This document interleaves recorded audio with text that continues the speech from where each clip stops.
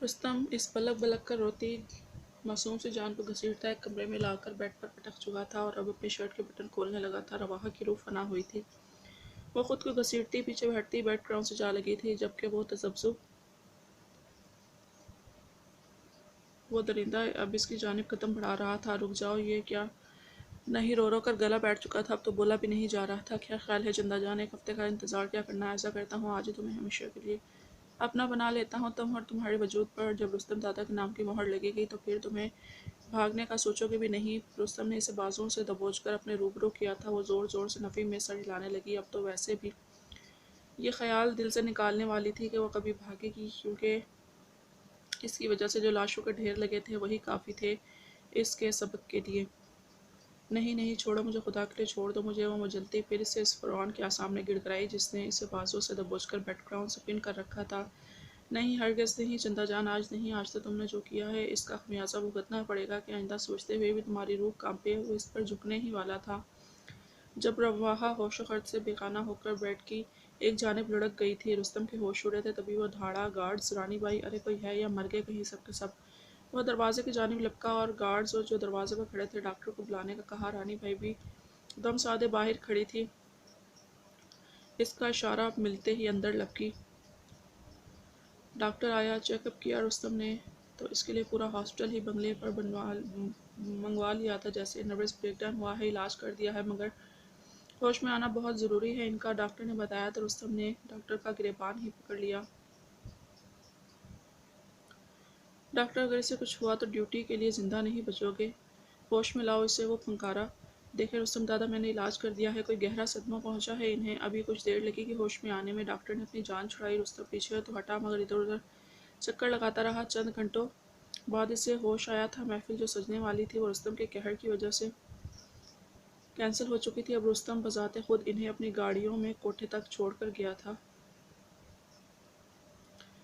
مہابیر اس کے لغموں پر جھکا اپنے برسوں کی جیسے پیاس بجھا رہا تھا، اتنا غم و غصہ اور سینے میں اٹھتی وحشتوں کی آگ پر جیسے ٹھنڈے پانی کی پھوہار برس رہی تھی۔ اس کے عمل میں شدت تھی، سانس بند سا ہونے کی وجہ سے وہ گہری بے ہوشی میں بھی بری طرح کسمسائی تھی۔ وہ مشکل پیچھے ہٹا تھا اور اب اس کے سرخ بھیگے ہونٹ دیکھنے لگا تھا اور بے اختیار اور بالکل بے خود سا ہو کر گردن پر لب رکھے تھے، کندھے سے شرٹ کھسکاتے۔ اب دل کیا ہر لمٹ کراس کر دے، ہر حد سے گزر جائے، دل جاں میں کانٹے سے چوئے۔ محسوس ہوا اس کے شہرک پر ہونٹ رکھے تھے، رات کا وقت، مکمل اندھیرا، گہری خاموشی اور تنہائی دسترس میں اپنی ملکیت جب کرن کے ساتھ تھا تو اس کے چھونے سے اسے کیسی کراشیت محسوس ہوئی تھی، اور اب رگ و پے میں ایک سرور سا دوڑ گیا تھا، مگر کاش وہ اس کو پا سکتا۔ خود پر بہت جلد قابو پاتے وہ پیچھے ہٹ چکا تھا، مگر یہ بوجھل رات اس نے اپنی منقوہ کے پہلو میں ہی گزاری تھی۔ کتنی دھوکے باز اس کی نفرت کے خود کو اس کی نظر میں گرا کر، اس کی روح تک کو چھلنی کر کے، اس کی محبت کو روند کر، اب وہ بڑے مزے سے اس کا سر اپنے سینے پر رکھے اسے اپنی باہوں کے گھیرے میں لیے گہری پرسکون نیند سو رہا تھا۔ ایشان اس کے سامنے بیٹھا بغور اسے دیکھ رہا تھا، جیسے علیزہ اب چھوٹے چھوٹے نوالے بنا کر کھلا رہی تھی۔ وہ مسلسل کوئی اسٹوپڈ سی بات کر کے ایشان کو مسکرانے پر مجبور کر دیتی۔ علیزہ، یو نو واٹ، مجھے ایش نے آج پیزا لے کر دیا تھا، جو چیز والا تھا، بہت مزے کا۔ کل میں ایش کے ساتھ پھر جاؤں گی اور پیزا اور آئس کریم اور چاکلیٹ کھاؤں گی۔ یہ وہ کلیپنگ کرتی اپنا کل کا پروگرام بتانے لگی۔ روشے، چپ چاپ کھانا کھاؤ۔ وہ تو پہلے ہی اس اجنبی کے اتنے احسانات سے دوہری ہوئی جا رہی تھی، اور عروشہ نے پھر نیا فرمائشی پروگرام جاری کر دیا تھا۔ ایش، مجھے لے کر جاؤ گے نا پھر؟ وہ اب ایشان کی بازو شرٹ دبوچے پوچھ رہی تھی۔ پھر روشی بیبی اپنے فرینڈ کو اچھے سے تھینکس بھی بولے گی، فرینڈ کو ایک ہگی بھی دے گی اور فور ہیڈ پر کسی بھی۔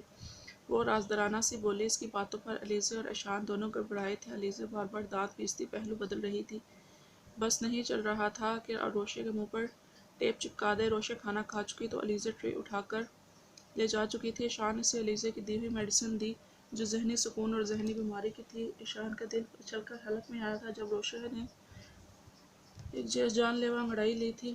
ایشان نے بے اختیار نگاہیں چرائی تھی۔ وہ اٹھنے لگا تھا جب عروشہ نے اس کا ہاتھ تھاما تھا۔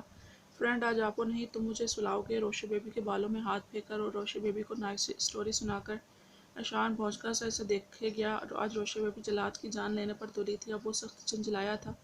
روشے، ابھی آپو آ جائے گی نا، مجھے ابھی جانا ہوگا، مجھے ضروری کام ہے۔ وہ ذرا روڈ ہوا تھا اور روشے کا ہاتھ جھٹکا तभी वो पहले शॉक्ड हुई, फिर पाँव पटकती कमरे से बाहर भाग गई थी। वो शॉक्ड स्टेट में से देखे गया। अलीज़ा भी इसे जाता देख चुकी थी। इससे क्या हुआ? अलीज़ा को हैरत हुई। मैंने कहा मैं जाने लगा हूँ तो नाराज़ हो गई। ईशान परेशान हुआ। Oh no! अलीज़ा के सर पर हाथ मारा और इसके पीछे लपकी। डॉक्टर जबरान, वो खुद को स्टोर रूम में बंद कर लेगी और नई मुसीबत आ जाएगी। वो दोनों इसके पीछे लपके स्टोर रूम में घुसने से पहले ईशान ने सजा लिया और इसकी कलाई थाम कर इसे ज़बरदस्ती रूम में लाया था। रोशो बेबी कट्टी है ऐश से। ऐश ने डांटा है रोशो बेबी को। वो बात नहीं करनी। मुझे नहीं आना रूम में, न नीनो करनी है। वो मछली और रोने वाले मुंह बनाने लगी। ओके सॉरी रोशो बेबी, प्लीज़ चलो और सो जाओ। सुबह को मैंने रोशो बेबी को चॉकलेट और आइसक्रीम भी लेकर देनी है ना, तो go to sleep now. Ishan इसे रूम में लेकर आया। अलीज़ा ने बेबसी से इसे देखा जो अब बिल्कुल बेकाबू हो रही थी। नींद की शिद्दत से आंखें सुर्ख हो चुकी थी, मगर वो ढीठ बनी जिद किए जा रही थी। नो, रोशो बेबी को ऐश ही सुलाएगा। No no no. ओके चलो। ईशान ने सर्द से आह भरी और उसके लिए बेड तक आया था। वो लेटी तो ईशान ने इस पर कंफर्टर तान दिया। अब ईशान झिझकता इसके तकिए के पास बैठा था। रात के 11 बज चुके थे। अब ईशान इसके सर पर हाथ फेरा था। अलीज़ा ने देखा इसके हाथ में वाज़ेह लर्जिश थी। जल्द ही वह गहरी नींद सो चुकी थी। अब ईशान को जल्दी से यहाँ निकलना था। इसे वहशत से हुई थी, सो इसने अलीज़ा को इशारा किया। वो कुछ कहना चाहती थी, मगर वो कुछ भी सुने बगैर वहाँ से निकलता चला गया था। सुबह 11 बजे फजर की आँख खुली। वो उठकर बैठी अपना सर फटने को था, तभी वो दोनों हाथों से अपना सर थामा था। उफ, मेरा सर! बोझल होती पलकें बमुश्किल खोली। टाइम देखा तो शॉक्ड रह गई। नमाज भी कज़ा हो चुकी थी। मैं इतनी देर कैसे सोती रही? वो खुद से बोली। फिर एकदम पूरी आंखें खुली थी।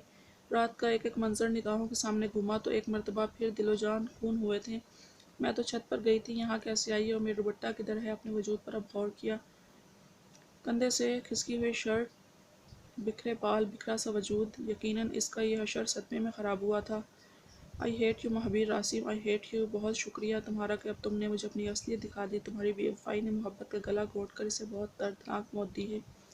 अब तुम्हारी नफरत का जवाब नफरत से देने में आसानी होगी मुझे। वो अपनी कनपटियाँ सहलाती खुद से अहद बांध रही थी, मगर ज़रा सा गौर करती तो इसे पता चलता कि इसे खुद के वजूद से एक और वजूद की खुशबू आ रही है। इसके बिस्तर की सिलवटें इसके वजूद के साथ किसी और के वजूद की मौजूदगी की गवाही दे रही थी। मगर वो तो दूसरे कमरे में होने वाले वाक़यात में उलझी हुई थी। झटके से उठी और भागकर दूसरे कमरे तक गई। बड़ी ज़ालिम नफ़रत थी महाबीर आसिम हफीज़ की कि वो जानबूझकर इस बेड पर भी ढेर सारी सिलवटें डाली गई थी इसे दिखाने को। वहाँ कोई नहीं था। वो जा चुके थे वहाँ से, मगर जाते जाते फजर महाबीर आसिम की मोहब्बत बुरी तरह रौंद कर फना करके जा चुका था। वो फर्श पर घुटनों के बल गिरी अपनी उधड़ी मुर्दा मोहब्बत पर फूट फूट कर रोई थी।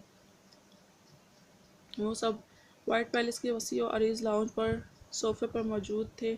सरबराही कुर्सी पर सोहम खान बैठा था और साथ ही बिल्कुल पाशा और हस्बे मामूल मुन्नी सोहम के पीछे खड़ी थी। कल इसने लाहौर रवाना होना था, मगर आज वो बड़ी संजीदगी, बल्कि यूँ कहना होगा कि खतरनाक तेवरों से टांग पर टांग चढ़ाए बैठा था। एक हाथ की मुट्ठी बनाकर जिनके नीचे रखे ईशान और महाबीर को घूर रहा था। पास ही पिंकी, किरण, सोनिया, आशी और पिंकी की बाकी शागिर्दें बैठी थीं। महाबीर और ईशान भी इसकी नज़रों से गड़बड़ा रहे थे। जबरान संजीदगी से बैठा इन्हें देख रहा था। जेके ने अपनी सारी डिटेल्स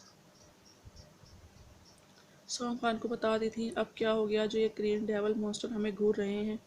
ईशान महाबीर के कान में गुस्सा। इस सिचुएशन में असल शोषा सिर्फ वही छोड़ सकता था। अच्छा, क्या तुम नहीं जानते कि इन्हें हमारे पल पल की खबर होती है? राहत कहाँ और क्यों गए थे? खुद ही बता दो, नहीं तो वो पूछेंगे तो तुम्हारी सेहत के लिए बिल्कुल अच्छा नहीं होगा। महाबीर इत्मीनान से बोला। सोहम ने अब्रू उचकाकर पहले महाबीर की जानब देखा था।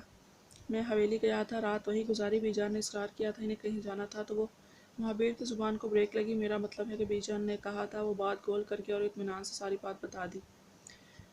गुड। सोहम ने नकारा भरा और अब ईशान को देखा। ईशान गड़बड़ाया। वो भाई मैं इसकी शुरुआत में ही ज़ुबान लड़खड़ाई, क्योंकि इस तरह के किसी भी किस्म के चौंचले की सोहम खान ने इजाज़त नहीं दी थी, ना वो ये सब अफोर्ड कर सकते थे, क्योंकि उन्होंने तैयार किया था। मैं अपनी एक पेशेंट को देखने गया था, इससे भी झूठ का सहारा लिया, मगर क्या नहीं जानता था कि सामने सोहम खान है। रेली ऐश, तुम तो हार्ट सर्जन हो ना, फिर फिजिकोलॉजिस्ट फिजिकल पेशेंट कब से देखने लगे हो और दिमागी अमराज का इलाज कब से करने लगे हो? सोहम का ससुराता लहजा ईशान ने एक मरतबा फिर अड़बड़ाया। वो भाई shut up Ishan, forget it. कल मेरे साथ लाहौर जा रहे हो और अब आइंदा वहाँ जाने की हमाकत मत करना। सोहम खान कहते उठा और इसी बात पत्थर पर लकीर थी।